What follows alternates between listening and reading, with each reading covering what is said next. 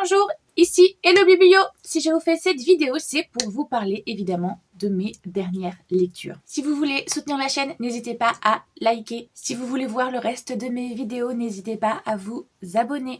Et puis évidemment, si vous souhaitez parler avec moi des livres dont je vous ai parlé, il n'y a pas de souci, il y a l'espace commentaire qui est là pour ça. Comme vous le savez, le mois de février, eh bien, le thème de ma palle à lire de ce mois-ci, c'était eh bien, la romance, tout simplement, l'amour avec un grand A. Donc, je vais commencer à vous parler de une fête qui a lieu lors de ce mois-ci, c'est-à-dire la Saint-Valentin. J'ai lu du coup Rendez-vous pour la Saint-Valentin avec un Écossais, qui est une nouvelle de Amélie C. Astier, qui est une suite, puisque j'ai le 1 qui doit être juste en dessous, qui lui se passe à Noël. Par contre, c'est Rendez-vous à Édimbourg avec un inconnu. Et en fait, c'est une histoire d'un garçon, Thomas, qui est un peu dans un programme Erasmus, mais qui est du coup en Écosse, et qui se retrouve à Noël tout seul en Écosse, et qui sait pas quoi faire, et donc du coup il va se mettre sur une application de rencontre, et va décider de faire pour Noël une rencontre amoureuse, et du coup pas avec n'importe qui, avec Kilt and Whiskey alias Fergus, et leur rencontre tous les deux, c'est une romance MM et hyper chou, hyper drôle et attentionné. Et, en fait, le premier tome se base vachement sur justement la relation qui va se nouer, qui va commencer. Et là, du coup, c'est 2 mois après, puisque c'est la Saint-Valentin. Et c'est plus chou. On est vraiment sur des pics qui s'envoient tous les deux, puisqu'ils sont ensemble, mais sans être ensemble. Ils n'osent même pas se mettre justement l'étiquette de couple. Ils savent pas trop ce qu'ils sont. Et franchement, j'ai adoré.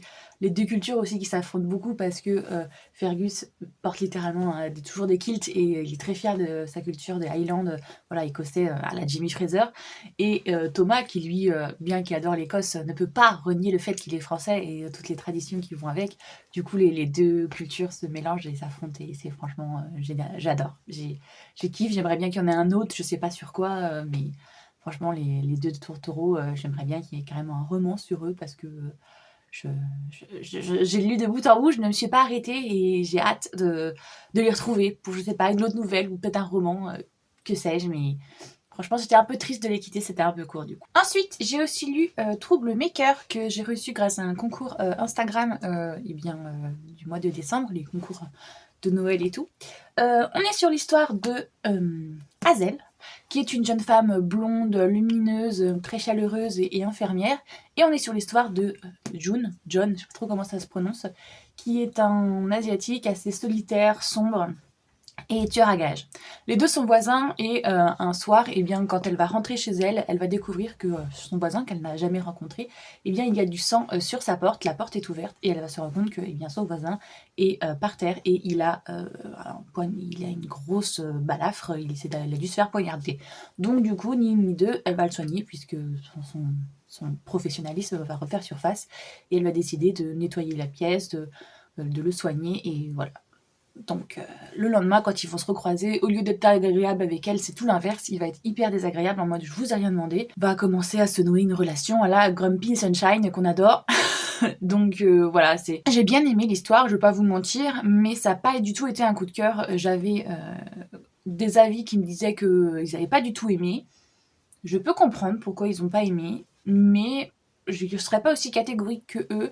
Je dirais que il y a plein de clichés et tout, mais l'histoire se tient de bout en bout. La relation entre les différents personnages se tient aussi, et même si c'est un peu what the fuck par moment, parce que voilà, on est sur plusieurs intrigues, du coup il va se passer des choses qui va faire qu'elle va rentrer un peu dans son univers de tueur à gages, avec des complots, des crimes et tout, et des fois c'est un peu en mode voilà, tu vois, elle va devoir s'infiltrer dans un hôpital pour récupérer des renseignements. L'hôpital en plus où elle travaille et où sa meilleure amie travaille aussi, donc c'est un peu what the fuck par moment, mais en vrai, quand c'est dans une romance, moi ça me choque pas très vraiment que ça, parce que on n'est pas là pour des trucs hyper crédibles, même si voilà, il y a des choses, c'est clair que bon. En fait, je l'ai pris pour ce que c'était, pour une romance entre un Grumpy et une Shiny. Enfin, moi j'appelle ça Shiny, je sais que c'est Sunshine, mais c'est un défaut de langage, et voilà. C'est un gars assez graou, je suis fort et solitaire, et elle, c'est une meuf en mode je veux sauver tout le monde. Donc voilà, j'ai bien aimé. J'ai aussi lu OK Stories, qui est un recueil de nouvelles de plusieurs histoires autour du hockey. Mais je vous fais un vlog spécialement sur lui et sur sa lecture, donc je vais pas vous détailler là. Tout ce que je peux vous dire, c'est que, en gros, j'ai à peu près aimé toutes les histoires. Il y en a qu'une où j'étais en mode oh, what the fuck. Mais sinon, voilà, c'était un bon moment de lecture, un peu trop court. Comme vous avez dû le voir si vous avez regardé ma vidéo du week-end que j'ai passé avec les partenaires de Mogadar, eh bien j'ai lu Rentrer sans vente et sourire, la suite, le tome 2. J'ai plutôt écouté du coup en audiolivre. On est sur l'histoire d'une jeune femme qui est influenceuse, qui a je sais plus combien, 500 000 abonnés sur Instagram, et enfin voilà, très clairement elle vit de l'influence qu'elle a, et elle prône tout ce qui est nourriture healthy, fitness et tout ça. C'est une ancienne grosse, et donc du coup voilà, elle s'est fait harceler quand elle était plus jeune. Sa mère a toujours eu et son père a toujours eu une très mauvaise influence sur la vision qu'elle a de son corps et de son alimentation. Du coup, elle a de graves troubles de TCA, mais dans le monde où on est à l'heure actuelle, on la voit plutôt comme une working girl, et voilà, elle doit être fit, et puis c'est tout.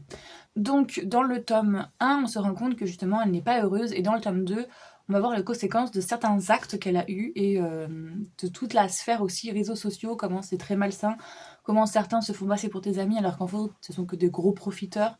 Et voilà, est-ce que l'amour qu'on pensait passionnel est réellement? Est-ce que l'amour qu'on croyait des gens qui profitaient de nous? Voilà, en fait, il y a beaucoup de... Voilà, l'image peut être trompeuse, et j'étais assez déçue par la fin parce que je pensais qu'il allait y avoir un petit happy end à ce niveau-là, et finalement, ben, pas tant que ça, et j'étais un peu en mode « Oh, ah ouais, tu finis comme ça l'histoire !»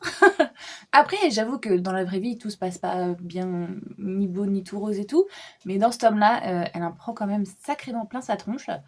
Donc voilà, j'ai bien aimé cette lecture, mais on va dire que ça n'a pas été transcendant, surtout que... Alors, à l'écriture, ça se ressentira peut-être moins, mais moi, comme j'ai écouté un audiolivre, il y a beaucoup de mots et d'expressions québécoises ou anglicisées, et donc du coup, des fois, je sais pas, quoi? Qu'est-ce qu'elle a dit?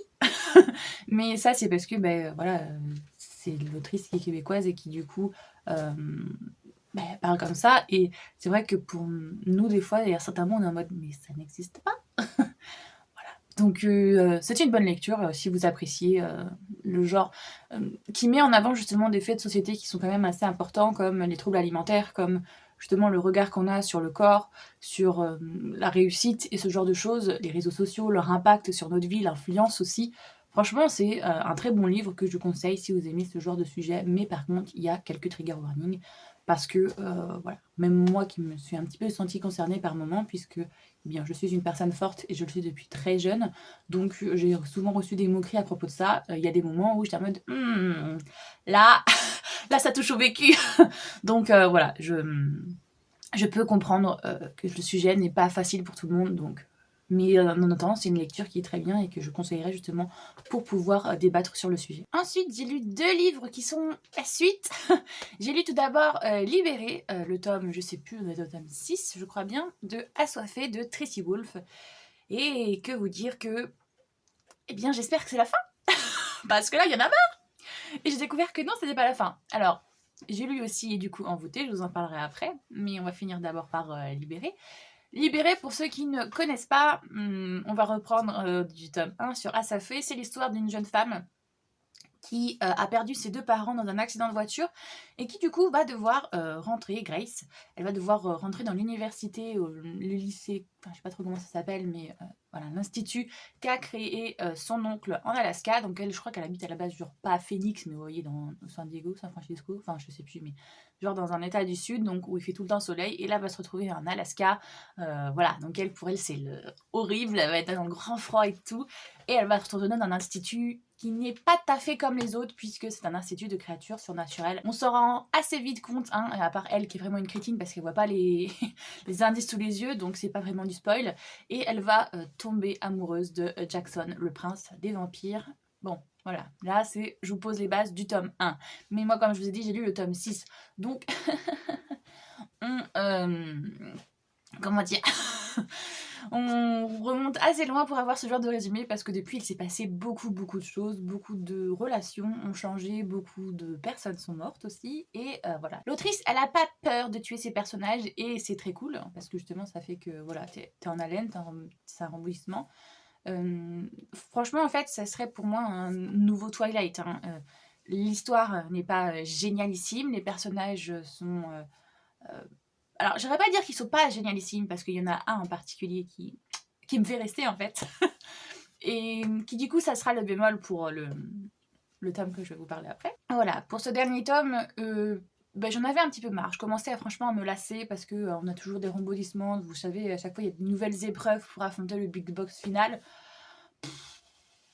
J'en avais un peu marre et là, j'étais contente que ça se termine, en fait, tout simplement. Et à un moment, en fait, quelqu'un fait une promesse et j'attendais de savoir c'est quoi cette promesse. Et on sait à la fin, enfin, c'est quoi cette promesse. Et j'étais en mode, tout ça pour ça? Non, mais j'étais un petit peu déçue. Mais sinon, voilà. Je sais pas s'il va y avoir encore une suite. C'est possible parce que on a un épilogue d'un point de vue d'un personnage qui ouvre à une autre suite. Mais on va voir ce que ça donne parce que pour moi là, enfin en tout cas l'arc là, il est fini. Voilà, c'est bon, on n'en parle plus. Mais comme je vous ai dit, j'ai lu un autre livre de cette même saga qui est Envoûté.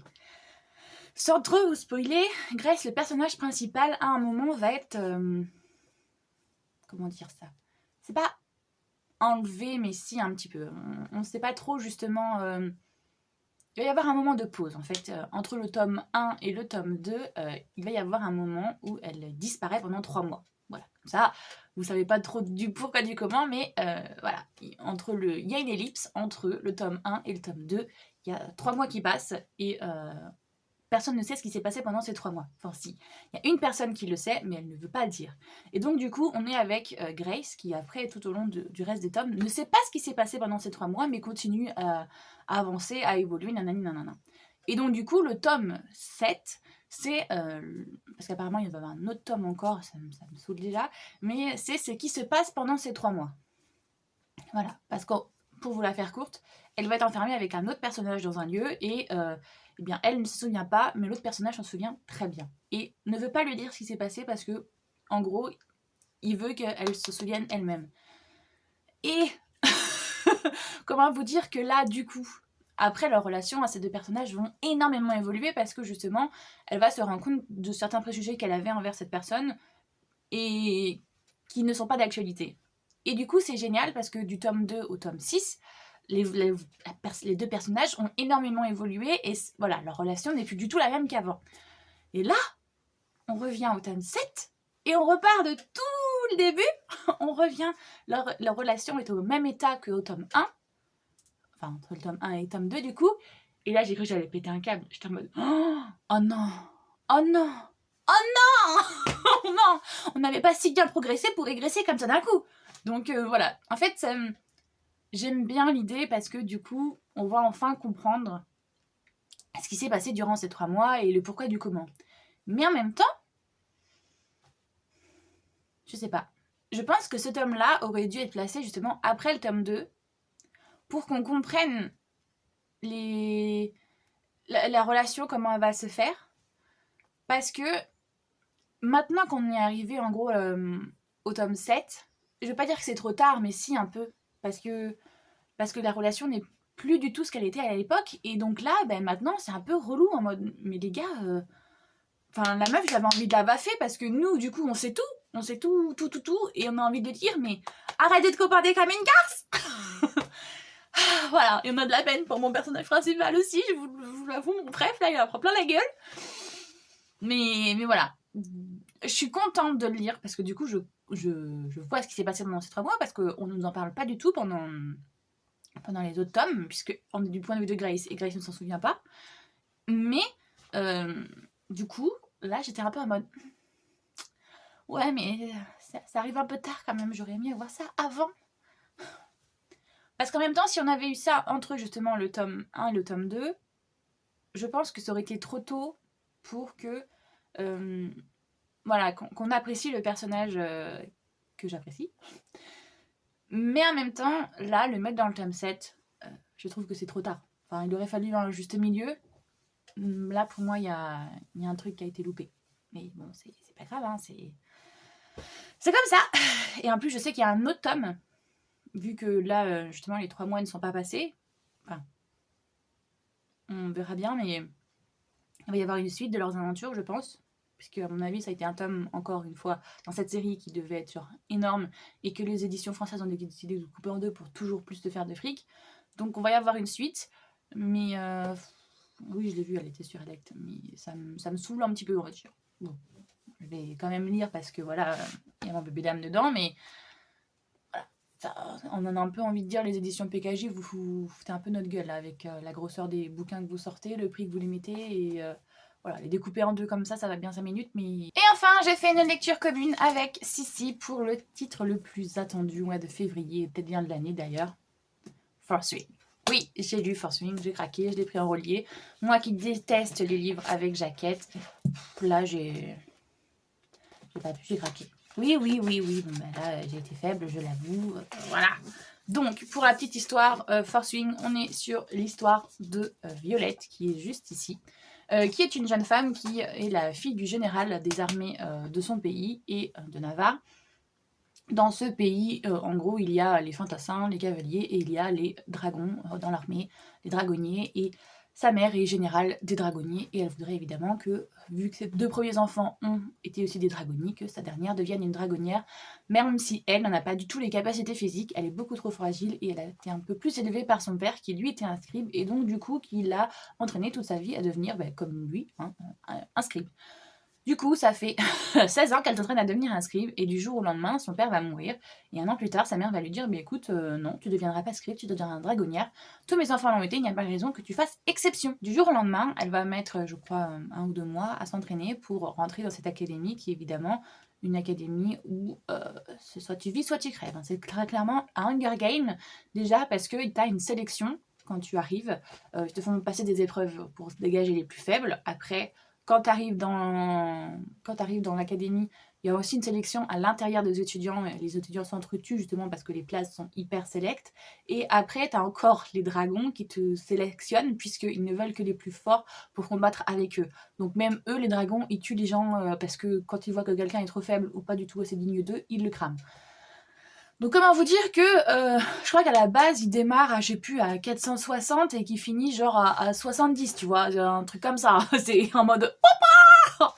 Là c'est l'hécatombe, c'est vraiment les Hunger Games. Donc on suit le parcours de cette jeune femme qui, en plus d'être assez fragile physiquement et qui n'est pas du tout été entraînée pour ça, parce qu'il y en a que toute leur vie se sont entraînés pour devenir dragonnière. Eh bien, est la fille de la générale, donc c'est un peu comme si je vous disais que c'était la fille du président, donc évidemment qu'elle va être détestée par beaucoup de personnes, et elle n'est pas du tout faite pour ça, donc elle va se faire pas mal d'ennemis, et en l'occurrence son chef, qui va être, parce que c'est pas mal assez militaire quand même le truc, hein. Elle va avoir un supérieur de 2e année, qui est son meilleur ami, mais qui va lui mettre quand même pas mal de bâtons dans les roues parce qu'il essaye de la protéger, il ne veut absolument pas qu'elle se fasse tuer.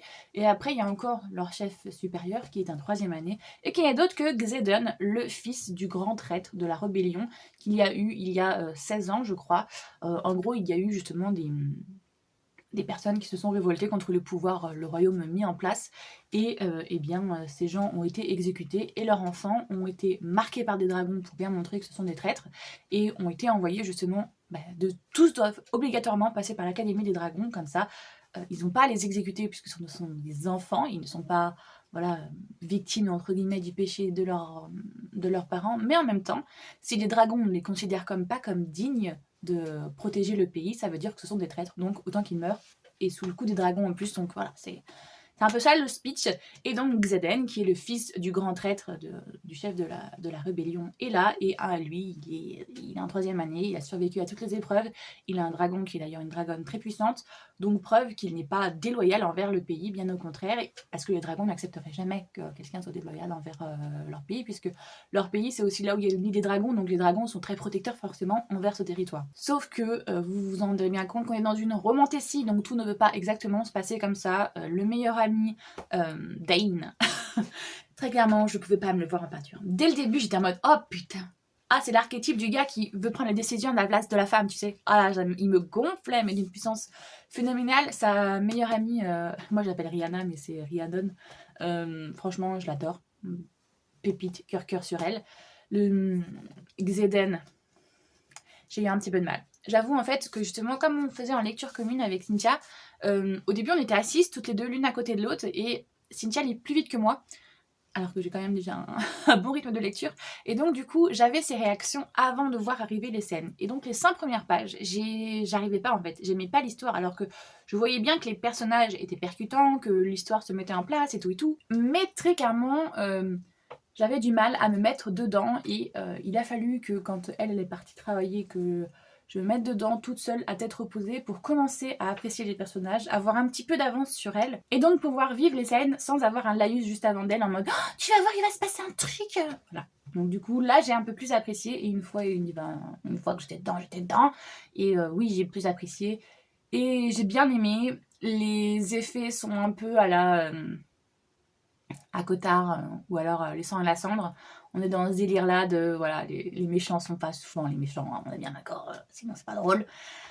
Donc oui, et puis les gentils sont pas forcément les gentils non plus. J'aime beaucoup et j'ai très hâte de lire la suite. Je sais qu'il y en a 2 tomes qui sont déjà sortis en VO, je sais pas s'il y en aura plus. J'espère pas qu'il y en aura beaucoup plus parce que là déjà il se passe beaucoup de choses dans ce tome là.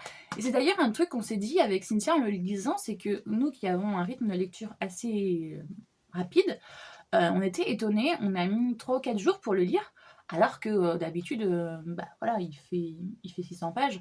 Bah, facilement, on l'aurait lu en 2 jours. 300 pages ne nous fait absolument pas peur, mais là, on trouvait notre rythme de lecture assez lent, quoi. Il nous fallait 2 heures pour lire 100 pages, alors que d'habitude, on lit 80 à 100 pages en 1 heure. Donc, je sais pas si c'est parce que l'univers était très dense, les personnages assez... Voilà, il y avait pas mal de références aussi à comprendre, à accepter, et voilà. Mais très bonne lecture, hâte de savoir la suite et voilà, j'ai hâte parce que bah, évidemment on finit sur un petit une révélation que je m'étais auto-spoilée puisque justement en mettant le marque-page là où je voulais, j'ai vu la dernière page, la dernière phrase, j'étais en mode on s'en doutait que ça allait se finir comme ça de toute manière. Donc voilà, j'ai bien aimé et j'ai hâte de lire la suite. Ma voix commence à partir en cacahuète, signe qu'il va falloir que j'arrête la vidéo là. J'espère que cette vidéo vous a plu et puis j'espère que vous faites de très bonnes lectures. Je vous fais tout plein de gros bisous.